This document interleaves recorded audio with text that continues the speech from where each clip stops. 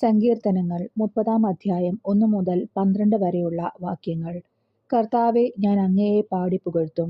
അവിടുന്ന് എന്നെ രക്ഷിച്ചു. എൻ്റെ ശത്രു എൻ്റെ മേൽ വിജയം ആഘോഷിക്കാൻ ഇടയാക്കിയില്ല. എൻ്റെ ദൈവമായ കർത്താവെ, ഞാൻ അങ്ങയോട് നിലവിളിച്ച് അപേക്ഷിച്ചു. അവിടുന്ന് എന്നെ സുഖപ്പെടുത്തുകയും ചെയ്തു. കർത്താവെ, അവിടുന്ന് എന്നെ പാതാളത്തിൽ നിന്ന് കരകയറ്റി. മരണഗർത്തത്തിൽ പതിച്ചവരുടെ ഇടയിൽ നിന്ന് എന്നെ ജീവനിലേക്ക് ആനയിച്ചു.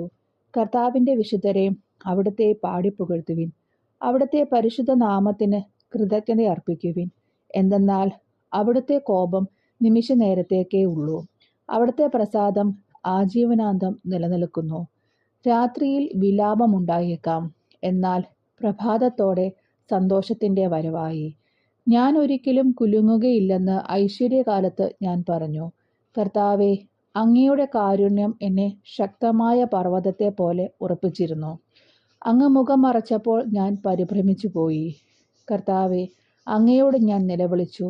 ഞാൻ കർത്താവിനോട് യാചിച്ചു.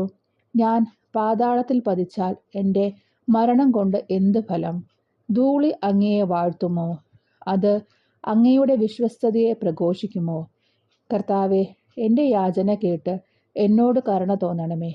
കർത്താവെ, അവിടുന്ന് എന്നെ സഹായിക്കണമേ. അവിടുന്ന് എൻ്റെ വിലാപത്തെ ആനന്ദ നൃത്തമാക്കി മാറ്റി. അവിടുന്ന് എന്നെ ചാക്കുവസ്ത്രമടിച്ച് ആനന്ദമണിയിച്ചു. ഞാൻ മൗനം പാലിക്കാതെ അങ്ങയെ പാടിപ്പുകഴ്ത്തും. ദൈവമായ കർത്താവെ, ഞാൻ അങ്ങേക്ക് എന്നും നന്ദി പറയും.